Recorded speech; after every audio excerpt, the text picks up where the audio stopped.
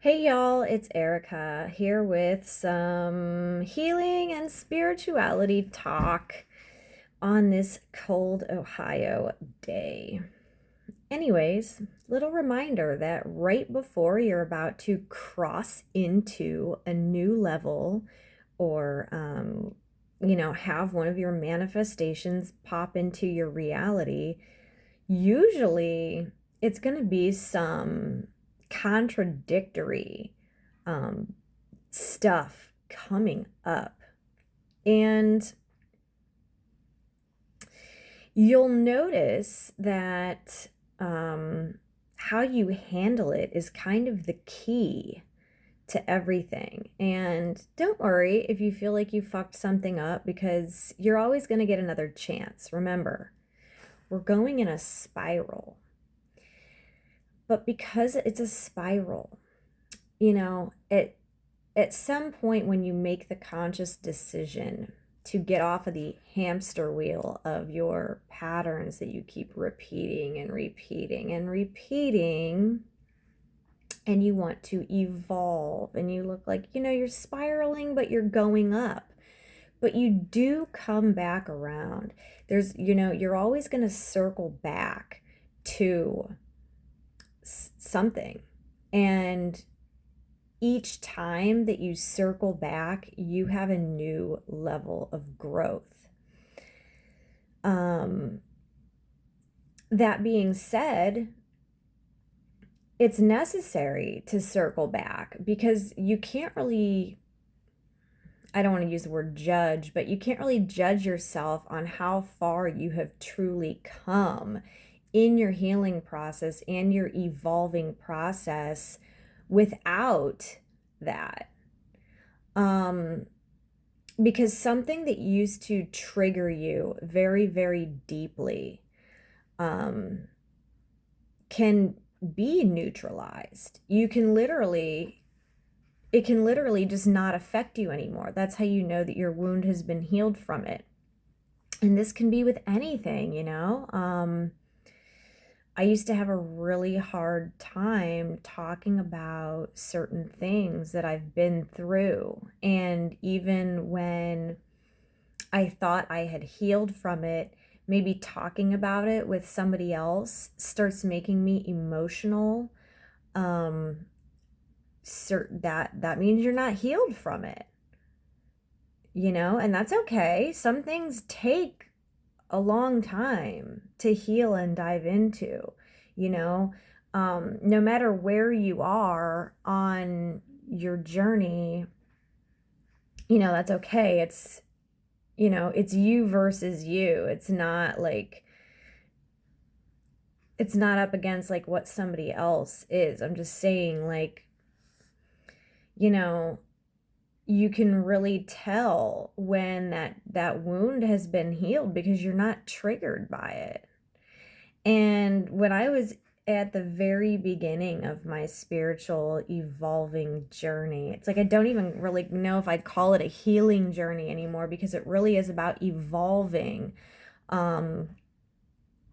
There was so many things that were so incredibly, immensely painful, very deep triggers. I mean, being triggered is real.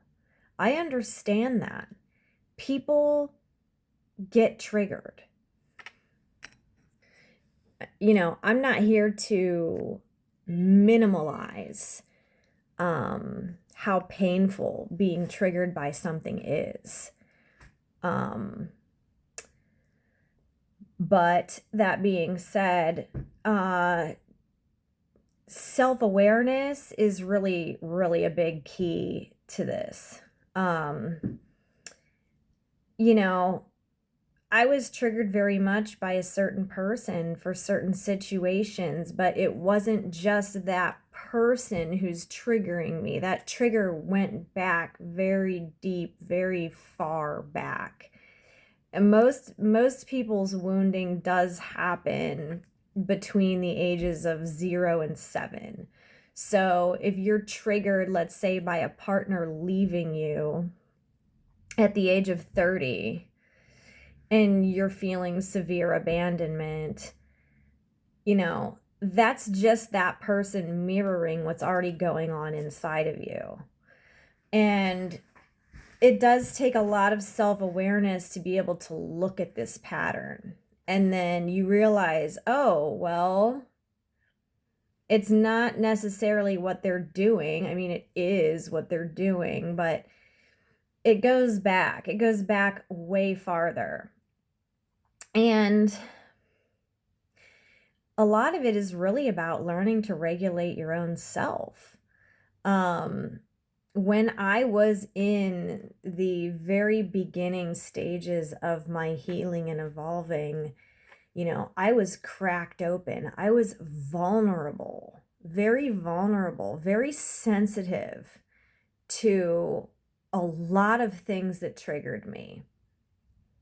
And until I actually put the time in to energetically and subconsciously heal from that stuff, I had to make a decision for what was best for me. And that was literally, I had to isolate. There was just too much going on that would trigger me. Because you got to think about it. The stage before allowing yourself to feel triggers is usually numb. You're usually numb on purpose because what you've been dealing with is too painful. Normally, when we experience trauma, your body is doing you a favor by you're either numbing yourself by coping mechanisms, and these can be healthy or unhealthy coping mechanisms. There's no one size fits all when it comes to masking trauma. A lot of people don't want to deal with their pain. And so this is where the coping mechanisms come in. This could be drug usage, prescription or non-prescription. This could be alcohol. This could be hypersexuality and promiscuity or whatever. This could be overeating. This could be becoming a workaholic. This could be forgetting about your own life and fixating on your kids' lives. This could be anything. It could be different for any person. So there's no judgment on what the right or wrong way is to numb your pain. And you have to forgive yourself for whichever way it is that you choose before you're conscious to a lot of this stuff. Most of the time people are picking unhealthy coping mechanisms simply because this is the society that we live in. But really anything that you use to numb yourself and distract yourself from dealing with your inner work becomes unhealthy. Even somebody who is that workaholic who's super productive, and people might not understand why they are just so productive. Like, to the outside world they can look like an overachiever, and it's truly because they have so much inner pain inside of them that they're refusing to deal with, so they keep busy. And that's a trauma response. It can also be anything that you choose to do, really. If you're using it to not deal with your trauma, then it's going to become an unhealthy coping mechanism for you, and that's different for everyone, like I said. But the thing about it was, when I was healing from my abandonment, I would get super triggered by seeing a mom, a dad, and a baby. And I people watch when I go out. I people watch, and I enjoy that. I like to notice my surroundings. I always see these guys who are like doing the heavy lifting of the stroller, or like picking up the car seat, or like, putting the groceries in the trunk, and the mom gets to go sit, in the warm car with the baby. And like, I used to get very triggered by that because that was something I never got to experience. I never got to experience anyone properly caring for me. So at the time of my beginning, before I was healing from that, I was very much in a victim mode. And being in that victim mode made me feel like so hurt by seeing that, because what it did was trigger something inside of me. It triggered that deep abandonment wound that I carried, seeing that.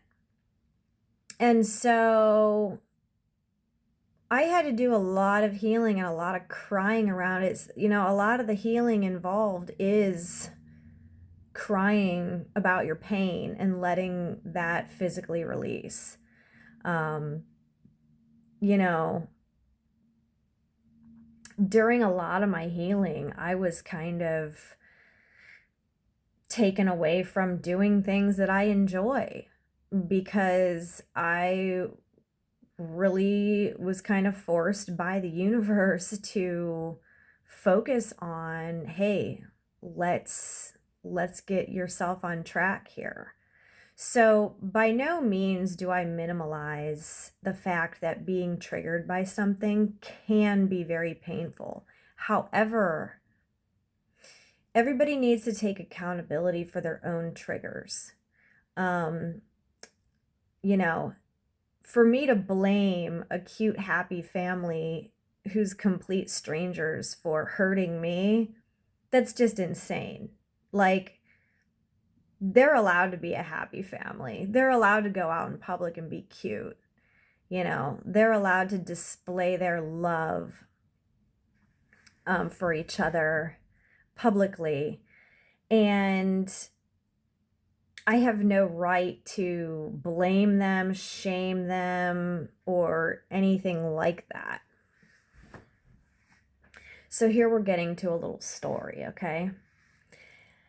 I post a lot of stuff on my Facebook. You know, anybody who's on this particular YouTube channel is here because this is a spirituality, healing, evolving channel, right? But I do a lot of other things. I'm a makeup artist, I'm a model, I'm a mom, and I'm an all-around badass, you know? I'm cool. I like to fucking kick it. Like, I am everything, okay? And I think that bothers some people. I think a lot of people who are not quite open-minded, they don't understand that sexuality and spirituality and anything else can go together. Like, I am one complete being and I am multifaceted. Anyways, I had posted some pictures. It was a naughty Christmas shoot, and I had posted some pictures of me in a Santa suit, and I had a $100 bill rolled up, and I had lines on a mirror, red and green glitter. And so that was part of the naughty Christmas theme, okay? A few people were very triggered by these photos. Former drug users who had struggled with their addiction was who was triggered. And they put like a whole bunch of comments all over my picture on Facebook, and you know, and I'm like, I can see that they're triggered. But I stood by my art, and I said, hey, like, this is the art that I'm choosing to post on my page. If you're triggered or you don't like what you see, then I invite you to like look inside of yourself and see where you can deep dive into where your wounding around this is, you know? And I had to just be completely real from a standpoint like, look, it's not my responsibility as an artist to never post things that could trigger someone. Quite the opposite, actually. Because I do know that triggers are a gift. It invites you to get in touch with your higher self, find out where your weakness and where your wounding is, and take it upon yourself to do some healing around that. Okay. But of course, sometimes people that are in the very middle of that open, vulnerable stage don't see that way. And I get that. I was there, so I don't judge people for where they are, but I do try to like talk them through it, you know?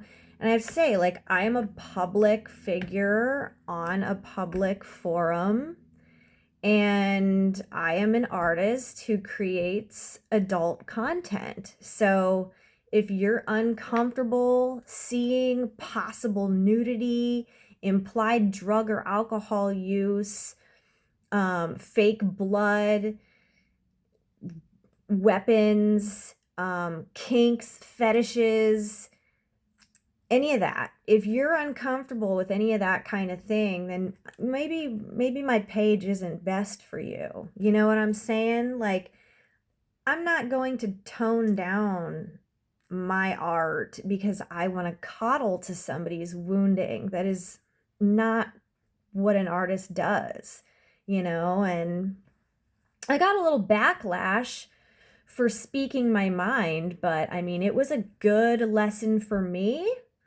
as well as a good lesson for the person who was triggered and late. And you know, I talked her through it because obviously I have the tools to be, you know, a guide for people like who need client sessions to deal with their triggers. So, you know, I like gave her a little bit of like, not journal prompts, but you know, like thinking prompts. I gave her some of that to like figure out, well, where is this wounding? You're so wounded. Like, what is inside of you? So she finally did message me like several hours after going back and forth. And she said, you know what? She's like, you're right.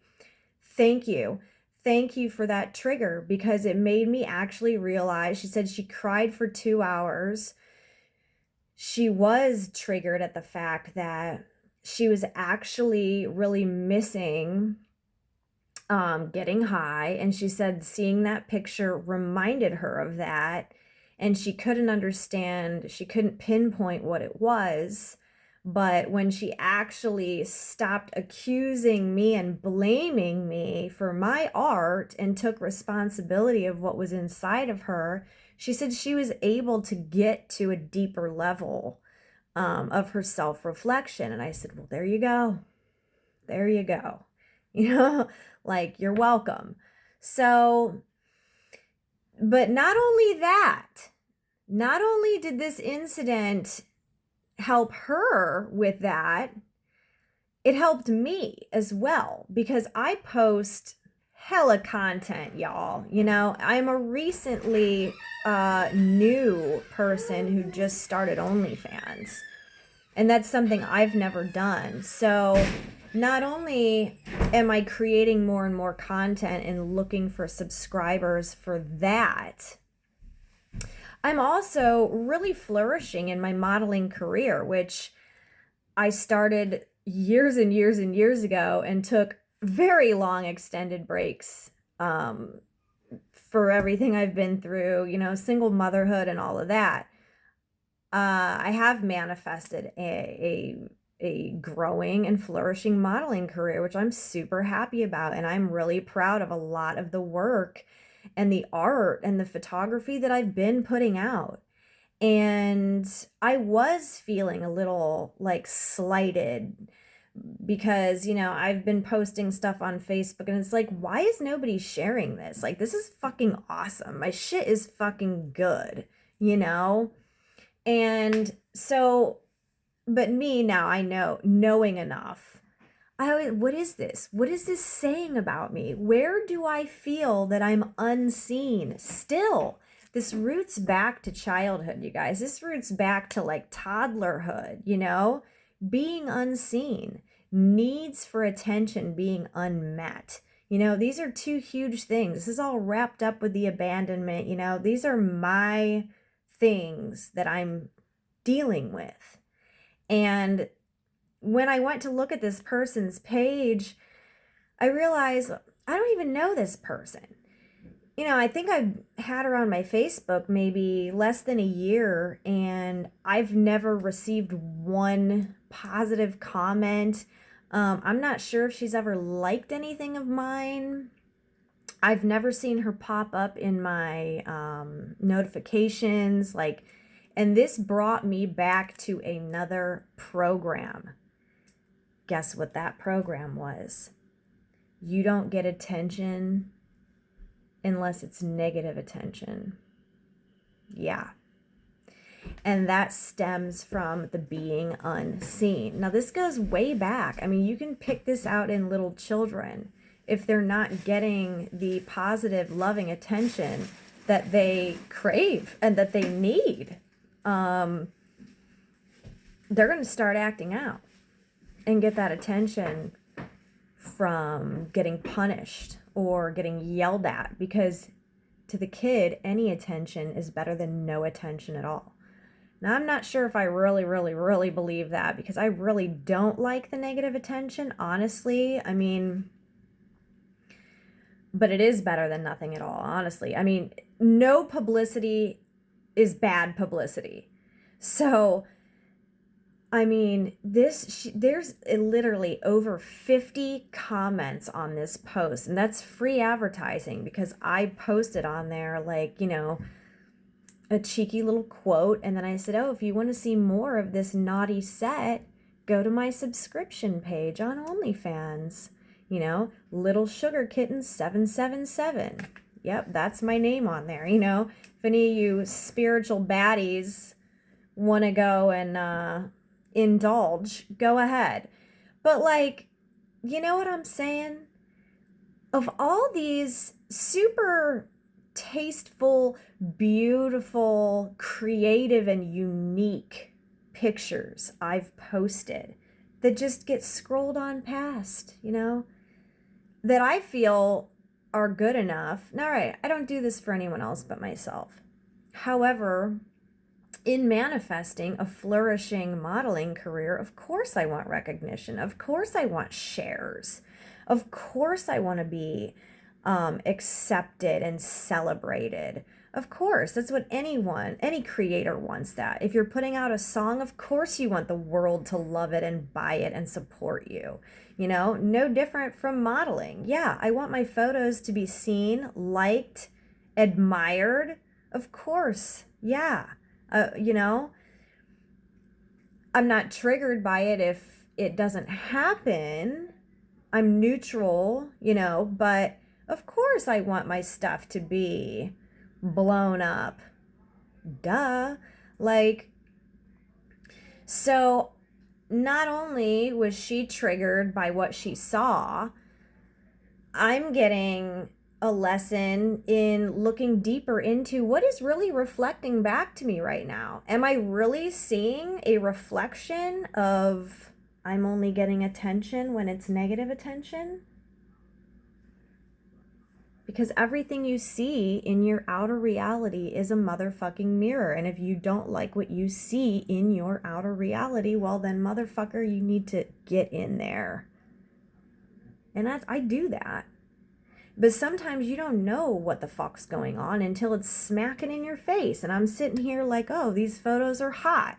Now, of course, I did get a few nice comments, but she put paragraphs and paragraphs, blowing it up into the algorithm even more.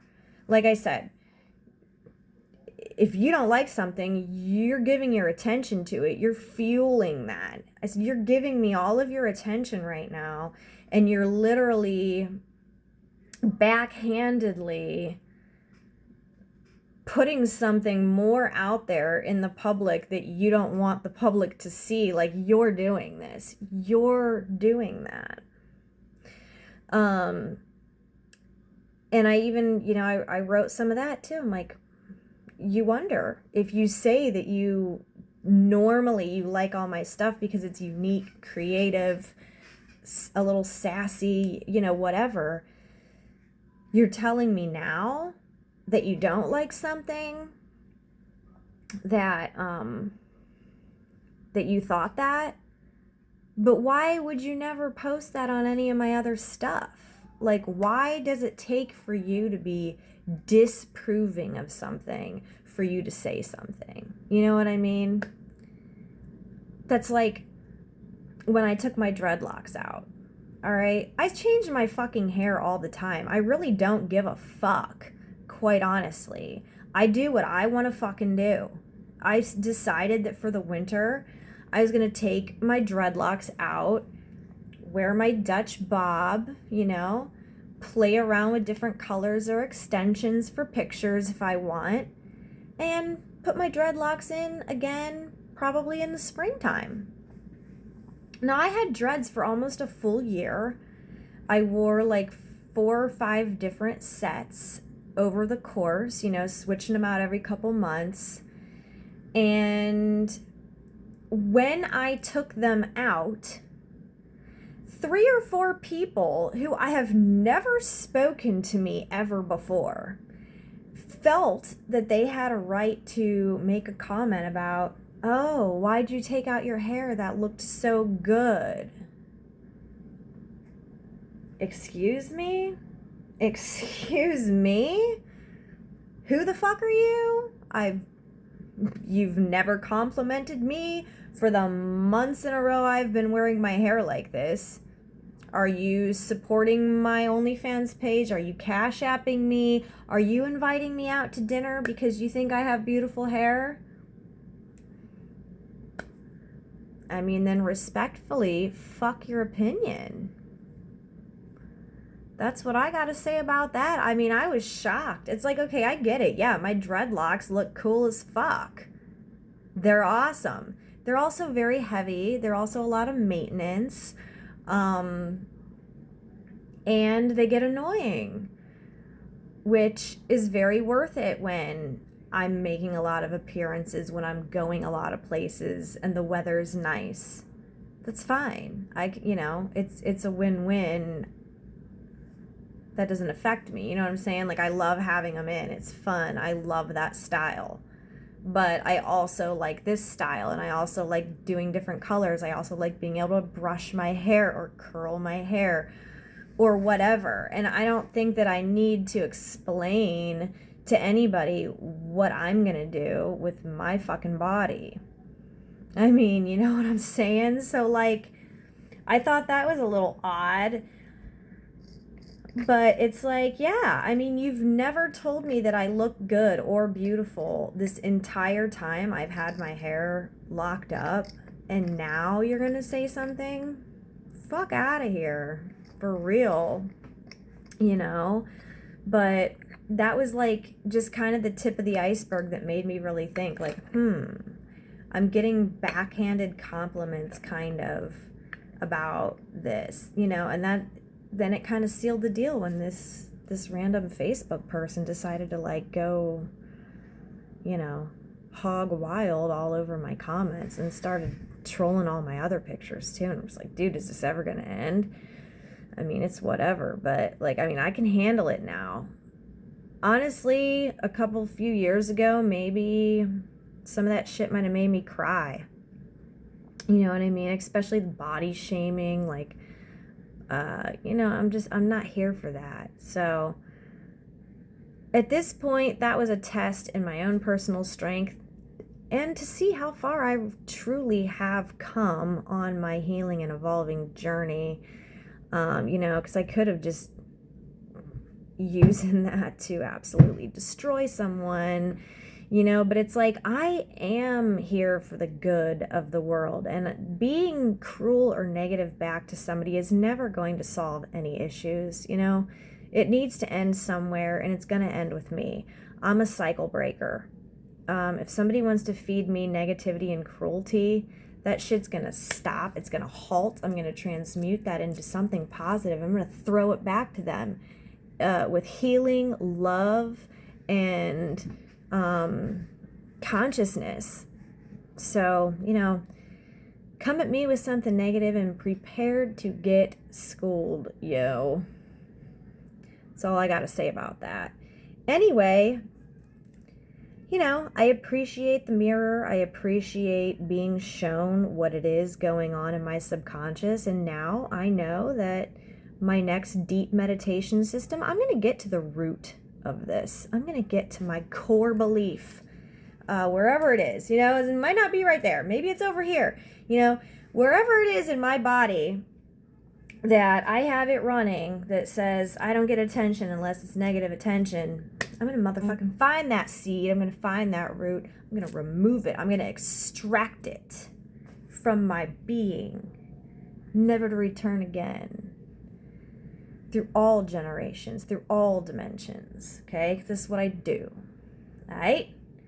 Anyways, just thought this conversation might be helpful for those of you who are on a self-love, self-healing, self-evolving journey of the earth.